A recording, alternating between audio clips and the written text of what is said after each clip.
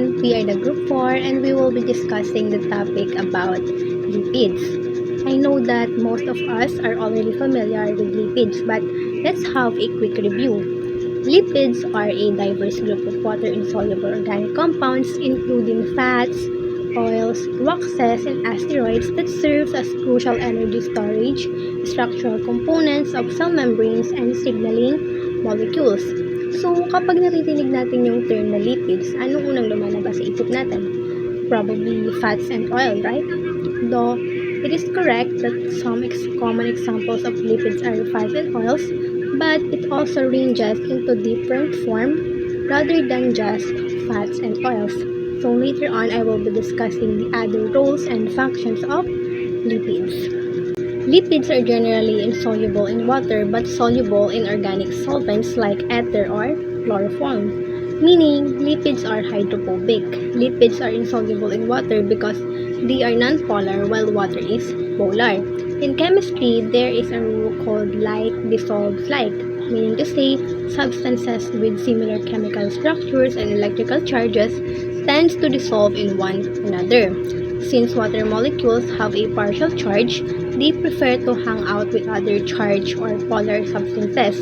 Lipids, on the other hand, or the fats, oil, and waxes, are made of long hydrocarbon chains that don't have a charge.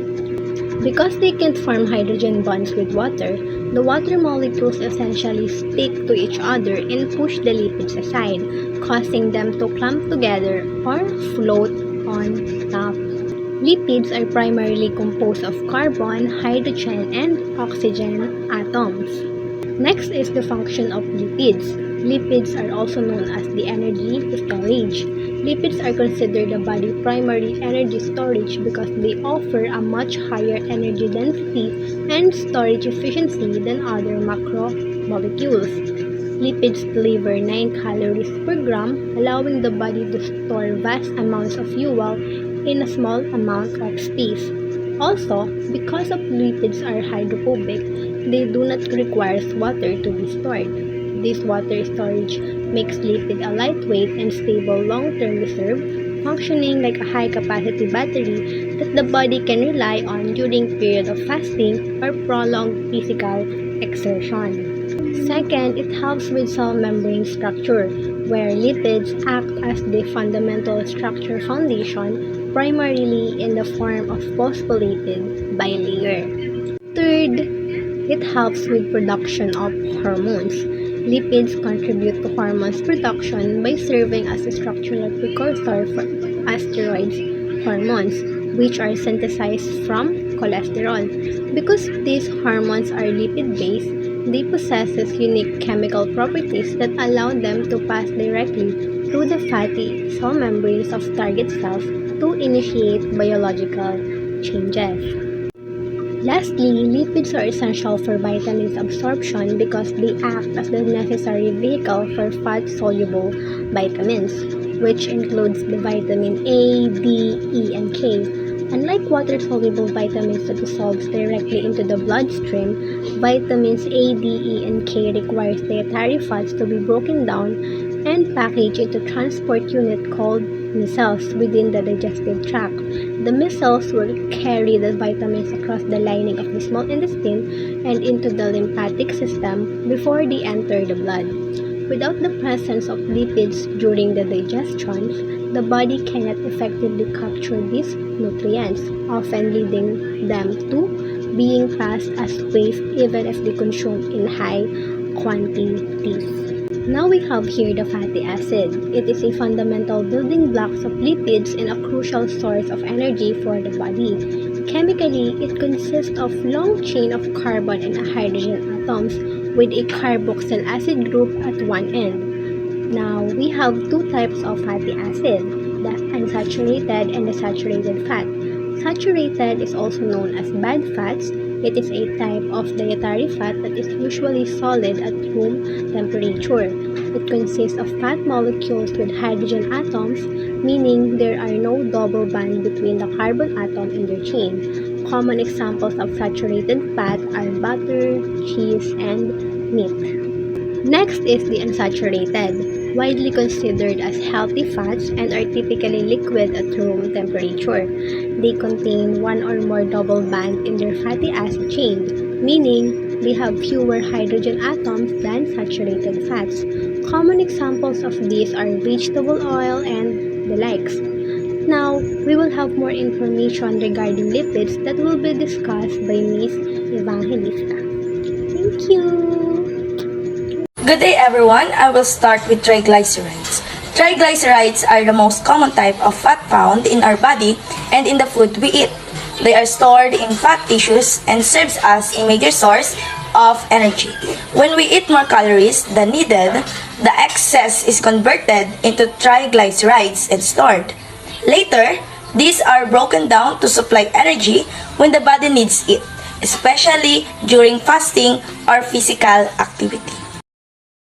Triglycerides are made up of one glycerol and three fatty acids connected by ester bands. The fatty acids can be saturated, meaning no double bands, or unsaturated, meaning they contain one or more double bands. This difference affects whether the fat is solid or liquid at room temperature. For example, saturated fats are usually solid, while unsaturated fats are usually liquid. The main function of triglycerides is to store energy for long-term use. They also help insulate the body to maintain temperature and protect internal organs from physical damage.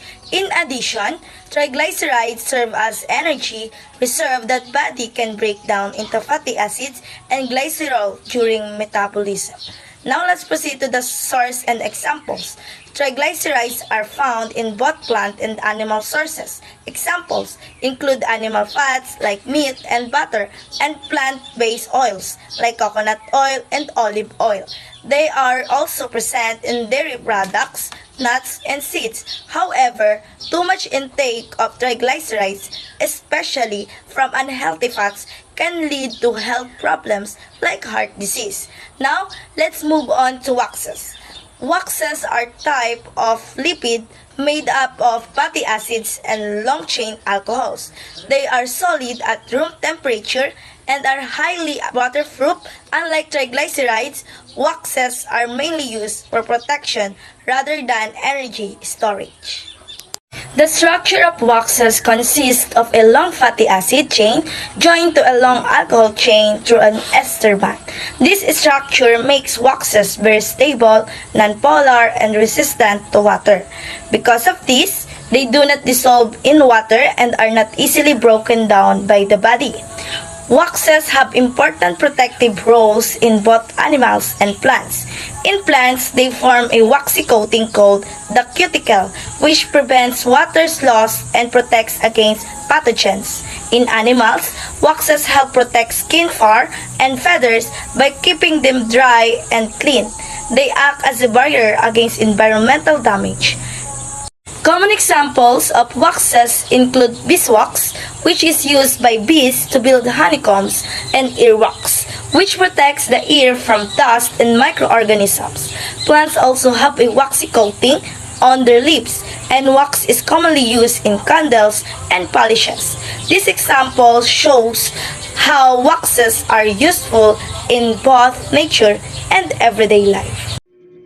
Hello everyone, my name is Wendelin Manukay and I will be presenting to you the glycerophospholipids and membrane lipoproteins. These aren't just fats in the traditional sense, they are the structural architects of our bodies.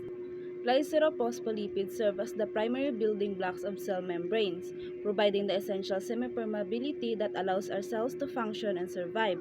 Furthermore, we will explore how lipoprotein acts as the body's sophisticated transport system because many fats cannot travel through our bloodstream on their own. These specialized surface shells encapsulate them, allowing for the safe delivery of energy and nutrients to every cell in our system. Understanding glycerophospholipids. Glycerophospholipids are the primary types of phospholipids found in our bodies.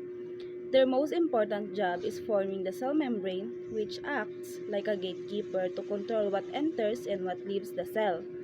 They are amphipathic, meaning they have a polar head that likes water and a nonpolar tails that avoid water. This unique structure also helps other fats like cholesterol, move more easily through our bloodstream. A glycerol phospholipid is essentially a molecule with a split personality. It has a polar water-loving head made of glycerol backbone, a charged phosphate group, and a specific polar head group like choline or serine, represented by X in a chemical formula or structure. This head also gets a little polarity from a carbonyl oxygens of the fatty acids. Then, it has two nonpolar water-fearing hydrocarbon tails, R1 and R2, that are the fatty acid chains. This dual nature is crucial for forming cell membranes. Imagine, isang glycophospholipid bilang super importanteng building block sa ating cells, parang isang maliit na bahay na may ulo at dalawang paa. Ang ulo nito ay polar, meaning mahilig siya sa tubig, which is called hydrophilic. Binubuo ito ng isang glycerol backbone, parang ang pundasyon ng bahay. Tapos pinakakabit na phosphate group na may negative charge, kaya lalong humihigop sa tubig. At meron pang isang special na polar head group, which is yung X sa chemical formula na nagbibigay ng unique identity sa bawat phospholipid. Ito yung pinakabubong ng bahay. Ngayon, ang dalawang paa naman ay glycerophospholipid, ay ang fatty acid tails R1 at R2. Ito ang non-polar part, meaning ayaw niya sa tubig, which is called hydrophobic. Parang ang mga paa na ayaw mabasa. Ang mga buntot na ito ay mahaba, chains ng carbon at hydrogen na magkakakabit. Kaya dahil sa kakaibang structure na ito, may part na mahilig sa tubig at may part na ayaw sa tubig. Ang glycerol phospholipids ay perfect na bumuo ng cell membranes, kung saan ang mga ulo ay nakakaharap sa labas at ang loob ng cell ay puno ng tubig, habang ang mga buntot naman ay magkakasama sa gitna, malayo sa tubig. Ngayon, let's talk about sphingomyelins. Isa ring type ng phospholipid, pero medyo unique siya. Imbis na glycerol ang backbone niya, ang pundasyon niya ay isang 18-carbon amino alcohol na tinatawag na sphingosine. Imagine yung sphingosine na yan parang main frame. Sa frame na yan, may nakakabit na fatty acid sa amine group nito.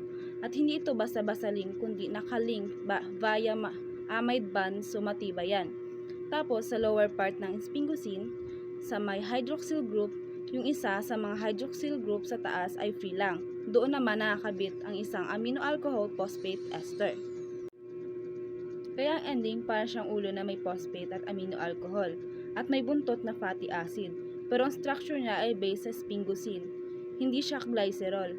Very important ang sphingomyelin dahil ito ang main component ng myelin sheath na bumabalot sa ating nerve cells. Kung walang sphingomyelin, hindi magiging efficient ang pag-transmit ng nerve signals. So, paano nga ba nabubuo yung mga complex sphingolipids na yan? Ang start ng lahat ay nasa ceramide. Imagine, yung sphingosine natin, naaalala nyo yung 18-carbon na amino alcohol na backbone. Ang amino group ng sphingosine na yan ay may ability na makipag-ugnayan sa carboxyl group ng isang fatty acid. At ang mga nakakabit na yan ay hindi lang basta-basta kundi sa pamamagitan isang matibay na amide bond. Yung combination ng sphingosine at fatty acid na nakakabit sa amide bond, yan ang tinatawag nating ceramide. Ito na ang basic building block ng lahat ng mas complex na sphingolipids.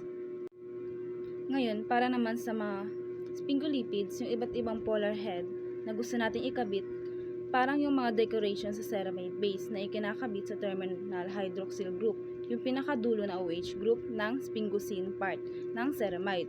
So basically, sa ceramide pa rin nakakabit, pero sa iba namang part para makabuo ng iba't ibang uri ng sphingolipids. Ngayon, dumako naman tayo sa isang mga uri ng glycolipids, specifically glycosphingolipids. Ito ang tinatawag nating cerebrosides.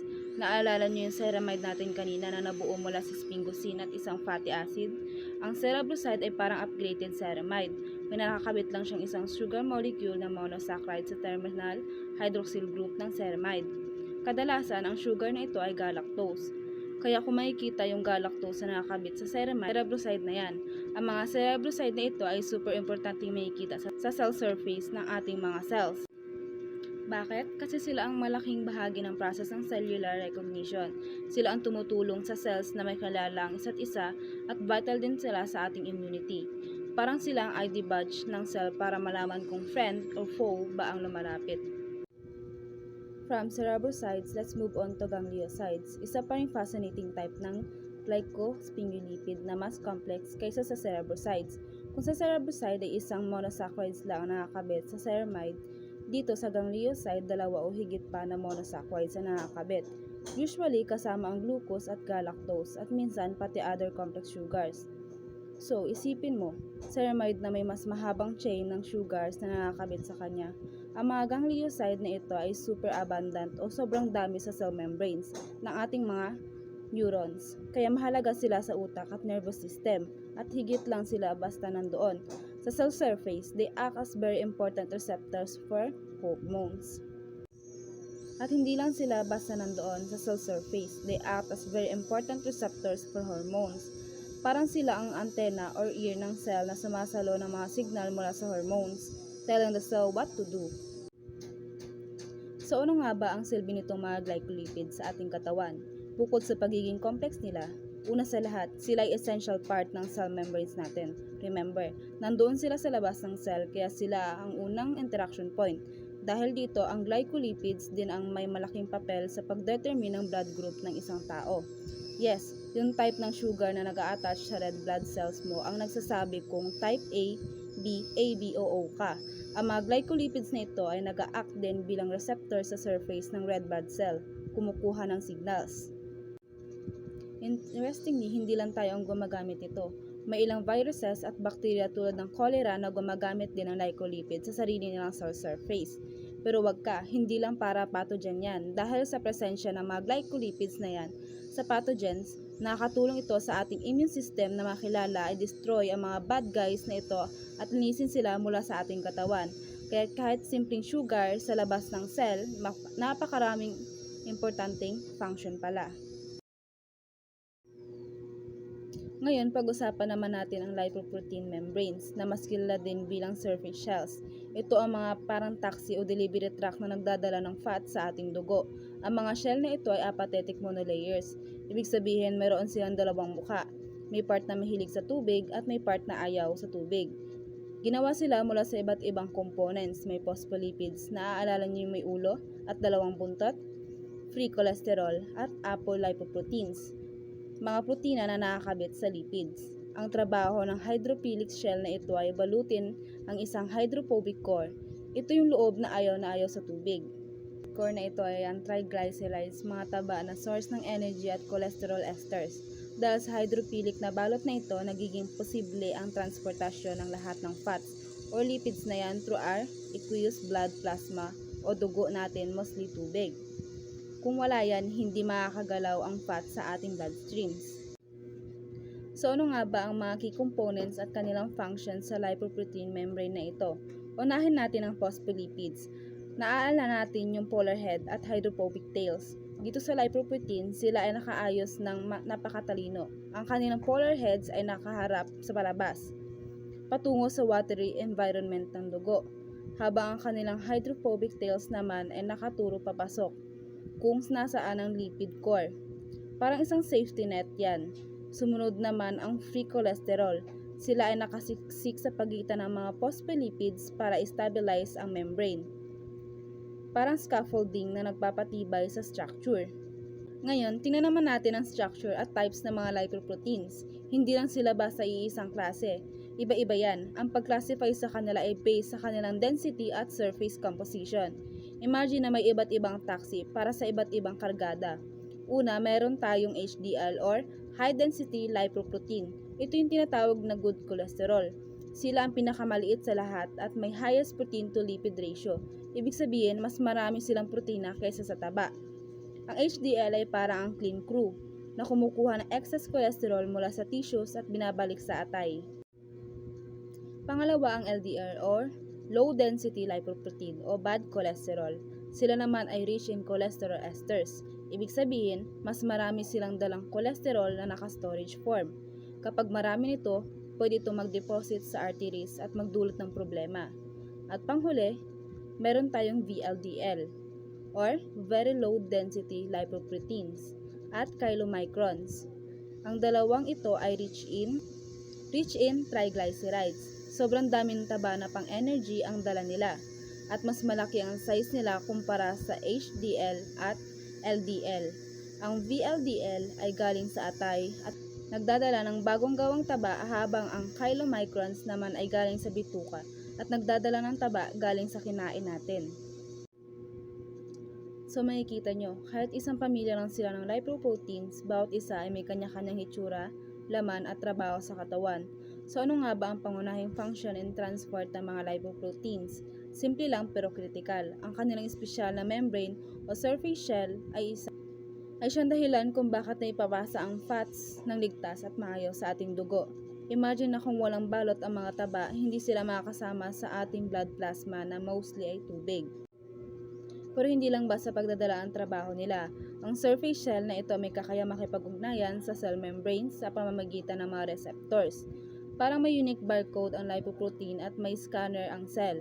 Sa ganitong interaksyon, dinedeliver nila ang cholesterol at triglycerides sa cells. Ito ang ginagamit ng cells para sa energy na pinagmumula ng ating lakas o kaya naman sa cellular membrane synthesis para gumawa ng bagong cell membranes o i-repair ang mga luma. Kaya ang lipoprotein ay hindi lang basta delivery vehicle, isa rin na nagtitrigger ng tamang paggamit at pag-deliver ng fat sa buong katawan natin.